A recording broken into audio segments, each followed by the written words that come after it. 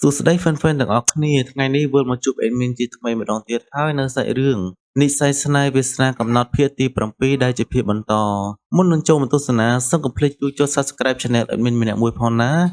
ាដើមសាច់រឿងដំបូងកាត់មកមើលដំណាក់ព្រះនាងស៊ីយ៉ាងវិញពេលនឹងដែរព្រះអម្ចាស់ហ្វឹងស៊ឺកើទ្រង់ក៏បាននឹកឃើញពាក្យសម្ដីដែលទ្រង់បានសួរទៅកាន់ព្រះនាងស៊ីយ៉ាងថាពេលដែលបងមកនៅក្នុងព្រះរាជវាំងតើមាននរណាម្នាក់ធ្វើបាបឯងដែរឬទេគ្រានោះដែរព្រះនាងស៊ីយ៉ាងក៏បាននិយាយទៅកាន់ព្រះអង្គម្ចាស់ហ្វុងស៊ឺកើវិញថាកើតមកក្នុងតកូលព្រះរាជវង្សតើមាននរណាម្នាក់ដែលមិនធ្លាប់រងភាពអយុត្តិធម៌នោះខ្ញុំដឹងថានេះគឺជាកាតព្វកិច្ចរបស់ខ្ញុំគ្រប់គ្នាសុទ្ធតែមានភារកិច្ចរៀងៗខ្លួនដែលត្រូវបំពេញប៉ុន្តែខ្ញុំគ្រាន់តែចង់រស់នៅក៏ដូចជាធ្វើអ្វីមួយទៅតាមគោលបំណងរបស់ខ្លួនឲ្យបានតែម្ដងក៏ខ្ញុំអស់ចិត្តដែរក្រោយពីទូប្រុសរបស់យើងនឹកស្រមៃបានប៉ុណ្ណឹងភ្លាមនោះដែរស្រាប់តែព្រះនាងស៊ីយ៉ាងបានរត់មកយ៉ាងលឿនសម្ដៅមកកាន់ទូប្រុសរបស់យើងហើយព្រះនាងក៏បានស្រែកហៅទូប្រុសរបស់យើងថាបងប្រុសពេលនោះដែរស្រាប់តែទូប្រុសរបស់យើងក៏បានប្រាប់ទៅកាន់ព្រះនាងស៊ីយ៉ាងវិញថាកុំរត់លឿនពេកឯងរត់លឿនអញ្ចឹងបើសិនជាម៉ែដល់ឃើញច្បាស់ជាត្រូវមាត់គាត់ជាជាមិនខានភ្លាមនោះដែរព្រះនាងស៊ីយ៉ាងក៏បានសួរទៅកាន់ព្រះអង្គម្ចាស់ហ្វឹងស៊ឺកើថាបងប្រុសហេតុអ្វីបានជាថ្ងៃនេះបងយាងមកដំណាក់ខ្ញុំអញ្ចឹងតើបងយាងមកសួរសុខទុក្ខខ្ញុំមែនព្រះអង្គម្ចាស់ហ្វឹងស៊ឺកើក៏បានឆ្លើយតបទៅកាន់ព្រះនាងស៊ីយ៉ាងវិញថាប្អូនស្រីបងមកនេះក៏ព្រោះតែបងមានរឿងសំខាន់មួយដែលចង់ប្រាប់ឯងព្រោះតែបងមិនចង់ឲ្យឯងឮពីមាត់អ្នកដទៃនោះទេពេលនោះដែរព្រះនាងស៊ីយ៉ាងក៏បានសួរថាតើមានរឿងអ្វីទៅបានជាប្រភេទរបស់បងប្រុសសពូនម្ល៉េះទូប្រុសក៏បានប្រាប់ថាខាងនគរជីនសៀគេបានផ្ញើរាជសារមកសុំចងស្ពានមេត្រីដោយគេចង់ស្ដីដណ្ដឹងប្អូនស្រីឲ្យព្រះបុត្រារបស់គេដែលមានព្រះនាមថាសៀកជីនសឺតែប្អូនស្រីក៏បារម្ភអីបងនឹងមិនព្រមឲ្យឯងទៅរៀបការជាមួយនឹងនគរគេនោះឡើយព្រោះតែបងជាមួយនឹងពួកគេគឺជាសត្រូវស្លាប់រស់ជាមួយនឹងគ្នា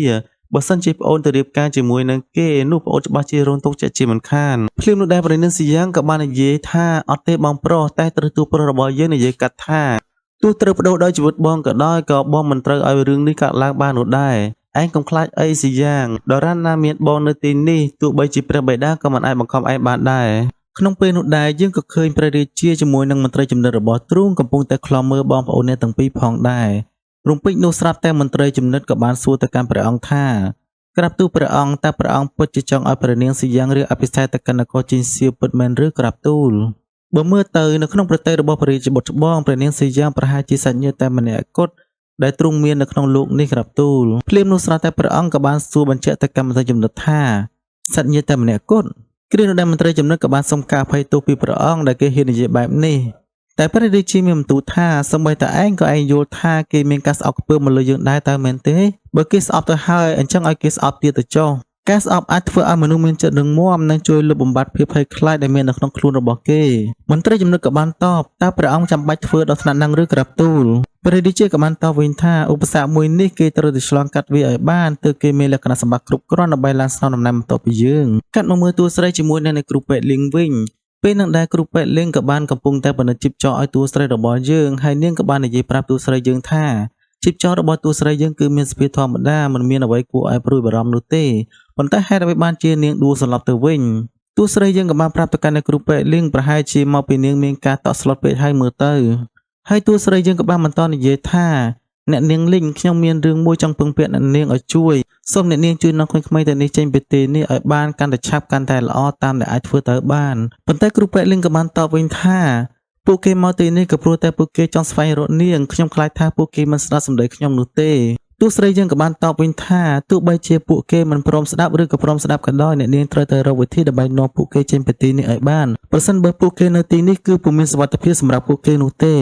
គ្រូពេទ្យលីងក៏បានសួរបញ្ជាក់ទៅកាន់ទូស្រីថាតើឲ្យខ្ញុំនាំពួកក្មេងៗទៅនេះទៅណាតើនាំពួកគេទៅទីក្រុងភីងលីងឬមួយក៏នាំពួកគេទៅទីក្រុងជៀនណានទូស្រីយើងក៏បានឆ្លើយប្រាប់ថាអ្នកនាងចង់នាំពួកគេទៅទីណាក៏បានដែរសំខាន់ឲ្យតែពួកគេមានសុវត្ថិភាព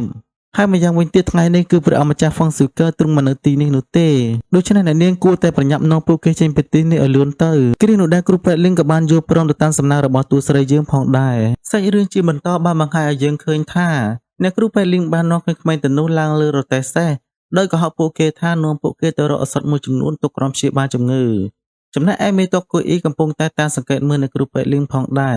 ក្រលៀបភ្នែកតែបន្តិចស្រាប់តែបាត់អ្នកគ្រូពេទ្យលីងដែលជាហេតុធ្វើឲ្យមេតុកគួយអ៊ីពុំអាចតាមទាន់អ្នកគ្រូពេទ្យលីងបាននោះឡើយ ចំណែកឯតួស្រីវិញនាងក៏បាននឹកឃើញនៅយប់មួយដែលនាងបានលួចស្ដាប់ក្មេងៗទាំងនោះនិយាយគ្នាផងដែរពួកគេមានការព្រួយបារម្ភយ៉ាងខ្លាំងដែលគេខ្លាចតួស្រីរបស់យើងបោះបង់ពួកគេចោលប៉ុន្តែពួកគេក៏បានព្យាយាមនិយាយលួងលោមគ្នាឯងថាអ្នកគ្រូរបស់ពួកគេគឺពុំបោះបង់ពួកគេចោលនោះទេពេលនឹងដែលតួស្រីរបស់យើងបានត្រឹមតែនិយាយក្នុងចិត្តថានាងពុំអាចបោះបង់ពួកគេចោលបាននោះឡើយនាងធ្វើបែបនេះក៏ព្រោះតែនាងចង់ឲ្យពួកគេមានសុវត្ថិភាពតែប៉ុណ្ណោះប្រសិនបើក្មេងៗទាំងនោះនៅជាមួយនាងគឺពួកគេច្បាស់ជាមានគ្រោះថ្នាក់ជាក់ជាមិនខានគិតរួចហើយនាងក៏បានដើរចេញទៅក្រៅប៉ុន្តែត្រូវកូនចៅរបស់តួប្រុសហាមឃាត់ពុំឲ្យតួស្រីរបស់យើងចេញទៅក្រៅនោះទេប៉ុន្តែត្រូវតួស្រីរបស់យើងគំរាមពួកគេដោយមិនឲ្យពួកគេហាមឃាត់និងតាមដាននាងដាច់ខាតពេលនេះដែររទេះសេះរបស់អ្នកគ្រូប៉ែលីងក៏បានចូលមកដល់ច្រកទ្វារក្រុងដែលជាហេតុធ្វើឲ្យក្មេងៗទាំងនោះគឺពួកគេមានការខឹងសម្បារជាមួយនឹងគ្រូប៉ែលីងយ៉ាងខ្លាំង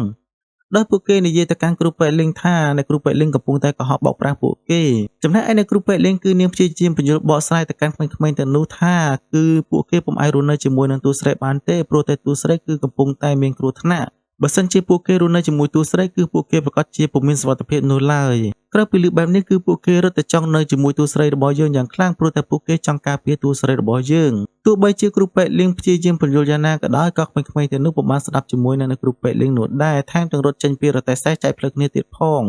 ដែលជាហេតុធ្វើឲ្យគ្រូប៉ែលីងជាមួយនឹងអ្នកបម្រើរបស់នាងគឺស្វាស្វែងតាមរកពួកគេយ៉ាងខ្លាំងសាច់រឿងជាបន្តបានបង្ហាញពីព្រះអង្គម្ចាស់ហ្វុងស៊ុយកើវិញម្ដងពេលនេះដែរទ្រូងទើបតែយើងចេញពីព្រះរាជវាំងភ្លាមនោះស្រាប់តែមេតូយុនហ្វាងគេមានការព្រួយបារម្ភជាមួយនឹងទូប្រុសរបស់យើងយ៉ាងខ្លាំងហើយគេក៏បាននិយាយពីទង្វើឈ្ងុយលីលីរបស់មេតូគួយអ៊ីប្រាប់ទៅកាន់ទូប្រុសយើងផងដែរថាមេតូគួយអ៊ីចង់ដឹកនាំទ័ពទៅការពារទូប្រុសរបស់យើងនៅឯព្រះរាជវាំងប៉ុន្តែពេលនេះដែរគឺពួកគេពុំមានអ្វីនោះទេរួចគេក៏បានសួរទៅកាន់ទូប្រុសយើងថាតើសំណើស្នើសុំរៀបអាពាហ៍ពិពាហ៍ពីខាងនគរជីនសៀវតើយ៉ាងម៉េចហើយក្រាប់ទូលព្រះអង្គម្ចាស់ហ្វុងស៊ុយកើក៏បានប្រាប់ទៅកាន់មេតូយុនហ្វាងថាសំណើសុំរៀបអាពាហ៍ពិពាហ៍មួយនោះគឺពុំទាន់បានសម្រេចនោះទេយ៉ាងណាមិញគេបានបញ្ជូនក្រុមឃាតករមកធ្វើឃាតទូប្រុសរបស់យើងនៅនគរស៊ូសាហើយម្យ៉ាងវិញទៀតនោះគឺនគរស៊ូសាជាមួយនឹងនគរជីនសៀវគឺទើបតែបញ្ចប់សង្គ្រាមជាមួយនឹងគ្នាក្នុងពេលថ្មីៗនេះ